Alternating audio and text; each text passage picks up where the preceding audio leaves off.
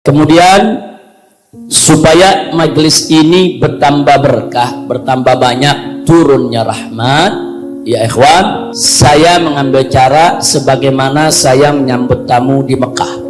Jadi perlu diketahui dulu tamu banyak datang ke Mekah. Bisa sehari itu antara 100 sampai 200-an tiap hari, ya ikhwan.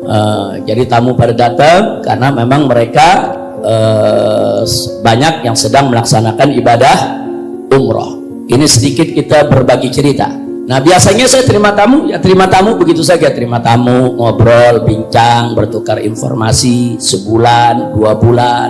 Nah, tiba-tiba ada seorang santri di Abu Yasaid Muhammad Al-Maliki, santri yang tidak perlu saya sebutkan namanya. Dia bermimpi bertemu Rasulullah SAW.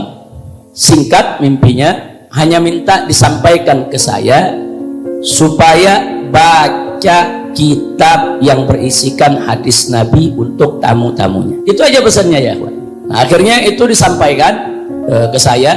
Dia nggak menyampaikan langsung, menyampaikan ke mantu saya, Habib Hanif Al-Attas.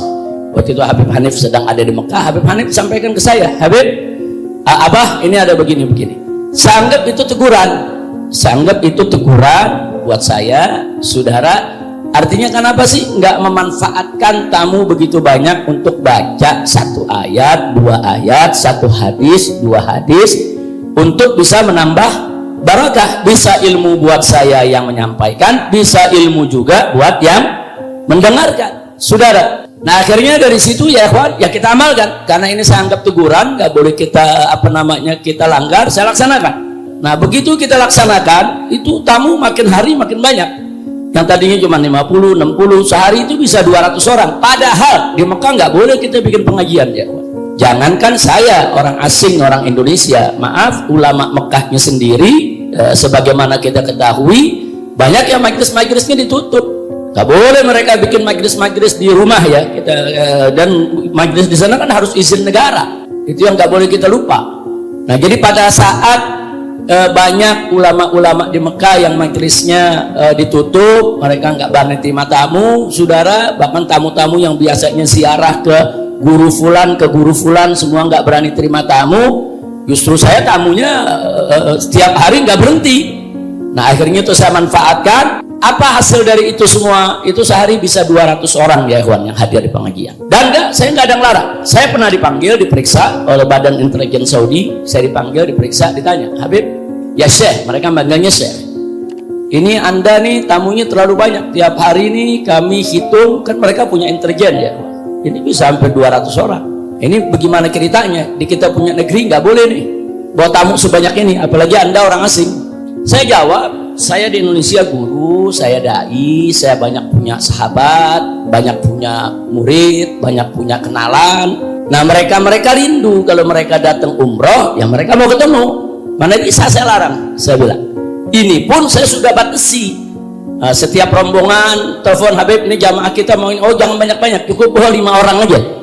Nah, sebab travel dari Indonesia ada 200-300an travel. Nah, kalau satu travel bawa 200 orang, jadi tempat ziarah rumah kita. Bisa berapa urusannya, ya kawan. Kita minta satu travel cukup 5 orang aja. Nah, satu travel bawa 5 orang, satu travel bawa 5 orang. Itu setiap hari bisa 200 orang, ya kawan. Akhirnya begitu saya ditanya, saya bilang ini semua tamu, saya nggak bisa tolak. Nah, akhirnya dia sampaikan, ya tapi di kita punya negeri nggak boleh.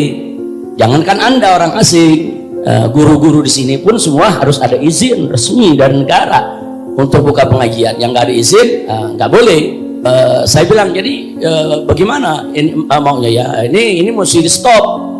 Anda nggak boleh lanjutkan begini, kalau enggak ya kita perkarakan. Saya bilang saya nggak bisa larang tamu. Nah, jadi kalau Anda nggak melarang saya untuk terima tamu seperti itu, caranya gampang. Bagaimana ya, saya pulangkan saya ke Indonesia, kan simpel. Saya bilang bukan saya kan yang nggak mau pulang, kan Anda yang tahan saya nggak boleh pulang. Nah, selama Anda tahan saya nggak boleh pulang, saya bikin pengajian terus. Nah, akhirnya nggak dilarang. Dia bilang, ya sudahlah, tapi jangan ganggu tetangga, jangan ganggu ketertiban, jangan sampai ada tetangga nanti yang lapor nih, diganggu oleh Anda. Ya alhamdulillah, tetangga-tetangga saya di sekitar saya punya rumah itu hampir semua baik-baik, ya kawan, dan mereka suka sama pengajian. Bahkan 1-2 ada yang ikut hadir juga. Nah, jadi artinya ini semua fadlum minallah. Ini semua adalah karunia Allah. Tapi nggak terlepas dari mimpi yang saya ceritakan tadi ya, kawan. Nah, akhirnya saya tetap bisa buka pengajian sampai 3,5 tahun ya, kawan. Sampai saya pulang ke Indonesia. Alhamdulillah. Nah, belajar dari situ. Sebelum kita ngobrol, sebelum tamu-tamu memperkenalkan diri dengan rombongannya, sebelum Anda menyampaikan hajatnya, apa yang ingin disampaikan, mungkin ada informasi yang bagus buat saya maupun buat seluruh jamaah di sini, atau ada sesuatu yang ingin ditanyakan atau bagaimana ya, kawan, silakan sampaikan aja ya, kawan. Silakan nanti Anda bisa sampaikan. Tapi sebelumnya kita akan bacakan dulu. Kita mulai. Ini hari pertama kita mulai dengan kitab Riyadhus Shalihin, yaitu karangan daripada Al-Imam An-Nawawi. Hari ini saya baca di pasal pertama mungkin hanya satu hadis. Besok ada tamu yang berikutnya, pasal yang berikutnya. Jadi nggak apa-apa. Jadi beda-beda tamu tuh ya, kawan, beda-beda orang. Yang penting semuanya bisa dengar hadis Nabi kita Muhammad Sallallahu Alaihi Wasallam. Mudah-mudahan dengan kita mendengar ayat Al-Quranul Karim dan kita dengan mendengar hadis Nabi kita Muhammad Sallallahu Alaihi Wasallam, bukan sekedar kita mendapatkan pahala, tapi insya Allah dengan itu semua saudara bisa menyebabkan turunnya rahmat dan memberikan pencerahan di hati kita, di pikiran kita. Insya Allah bisa mendatangkan keberkahan. Amin ya rabbal alamin.